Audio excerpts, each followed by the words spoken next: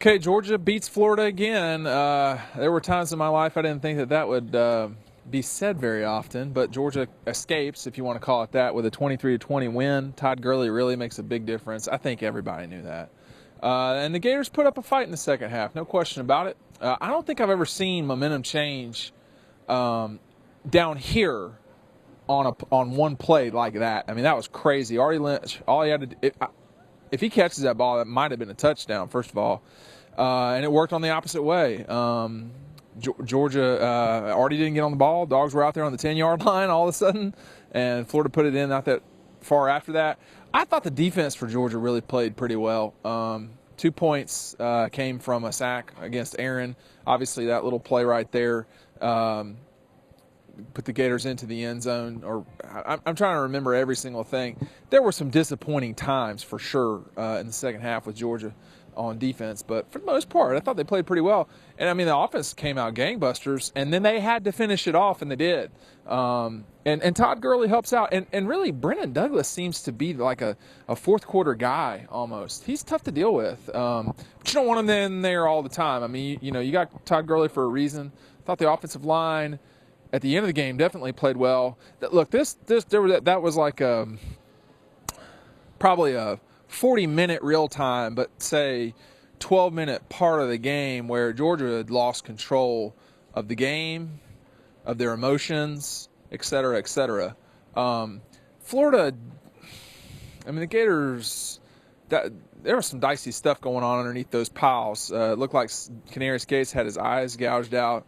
Todd Gurley was complaining pretty fiercely about something that was going on, but look, when Aaron Murray is getting a personal foul called on him, it's just one of those games where you better bring a knife because the other guy's planning on cutting you too, and you better be ready. And Georgia was.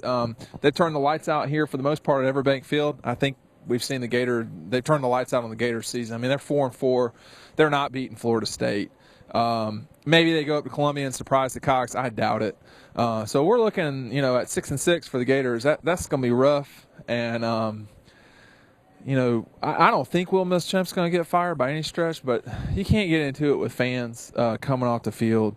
And frankly, I mean, normally Georgia doesn't get into these sort of altercations. Florida seemed as undisciplined with all these personal fouls for both teams were absurd. But let's talk about global, 40,000-foot view. These programs have split their last 10 games. Georgia's won the last 3, and they've won, I think, 4 of the last 7, whatever it is.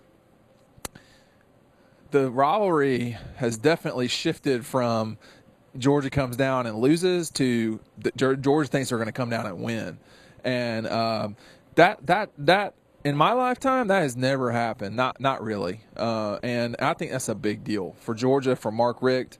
Celebrations weren't as crazy tonight as they normally are. Was that because both teams came in 4-3? Was that because Florida just didn't even show up in the first half, or Georgia was beating their brains in, whatever it was? I don't know, but there were a lot of Gator fans that were not in their seats after the 7-minute mark in the third quarter when things weren't going very well for them. It was about to empty out, and then that play happened with Artie Lynch. All Artie had to do was get on the ball. Actually, all he had to do was catch it, and it would have been, it probably would have been a 50-yard gain. It may have been an 80-yard touchdown. I mean, there was nobody in front of him. Nobody, just a blocker, and that was it.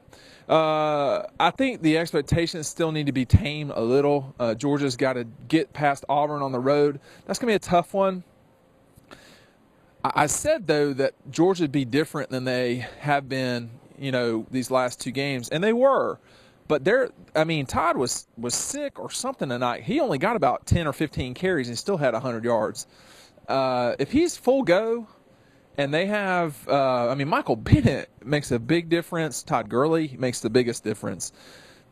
And if they can get Conley, Bennett, and Gurley all together at the same time, it will feel like an actual, offense again. And the way they were running up and down the field, Georgia looked good tonight for a half. They looked pretty like they used to look. and then they went into this struggle. But the difference is they won the game. They lost at Vanderbilt. They lost to Missouri. You know, had they beaten Vandy, they would be in pretty good control right now of the East, but they didn't. And so now they got to save themselves at Auburn and Kentucky. Now, if they beat Auburn, you know, you don't know at that stage what's going to happen. They need Missouri to lose, obviously, a couple times, and Missouri's handling Tennessee. So it's probably still way too early to talk about.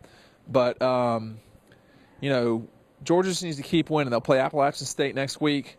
But, you know, for Mark Richt, after the game said, you know, for the record, off the record, it's a lot better winning the game than losing the game. Well, that's an obvious statement from him.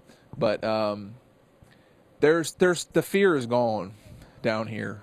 The fear is gone. And I think that you can thank Aaron Murray. You can thank tonight Todd Gurley and Marshall Morgan with those kicks. But it's been about being the more physical team in the fourth quarter and finishing games. Georgia's just better than Florida right now. And we don't know how long that will last. Nothing in this rivalry seems to last forever. But, you know, if you read what I wrote earlier this week, you know that this rivalry goes in streaks. I mean, big streaks, decade-long streaks. And, you know, then you suddenly look up and you say, well, Georgia's run 3 games in a row here in the teens. How long can they do it for? That's a good question. Tonight, 23-20, Georgia beats the Gators in 2013.